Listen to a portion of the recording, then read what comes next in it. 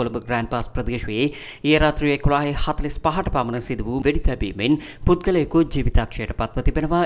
Grand pass Mahawatta ඔර්ලෝසු කණුව අසලදී යතුරුපැදියකින් පැමිණි නාඳුනන පුද්ගලයන් දෙදෙනෙකු විසින් මෙම වෙඩි තැබීම සිදු කර පලා ගොස් ඇති බවයි. තොරතුරු අනාවරණය වන්නේ වෙඩි තැබීමෙන් තුවාල ලැබූ පුද්ගලයා යුහු සුළුව කොළඹ ජාතික රෝහලට ඇතුළත් කිරීමට පියවරගෙන තිබෙනවා. ඉන් අනතුරුව ඔහු ජීවිතාක්ෂයට පත් වූ බවයි කොළඹ ජාතික රෝහල් සඳහන් කළේ.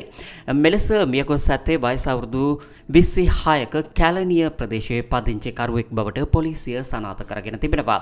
වෙඩි තැබීමට හේතුව මෙතෙක් අනාවරණය වී නැති බවට සඳහන් වන අතර වෙඩි තැබීම සඳහා රිවෝල්වර් වර්ගයේ ගිනි අවයක් භාවිතා කර ඇති බවට තමයි පොලිසිය සැක පළ කරන්නේ.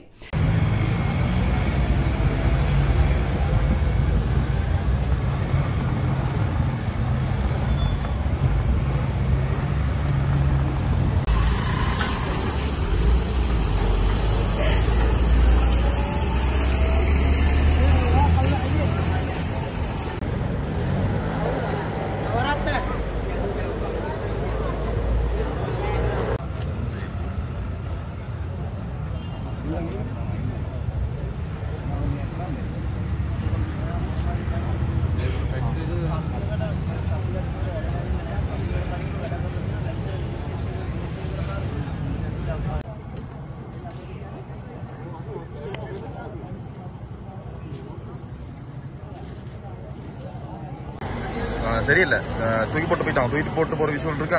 நான் முகம் இல்லை, நான் எடுக்கல. ஏன்னா எனக்கு எடுக்க முடியாது, யாருமே இல்லாம நான் எடுக்க முடியாது போனேன்.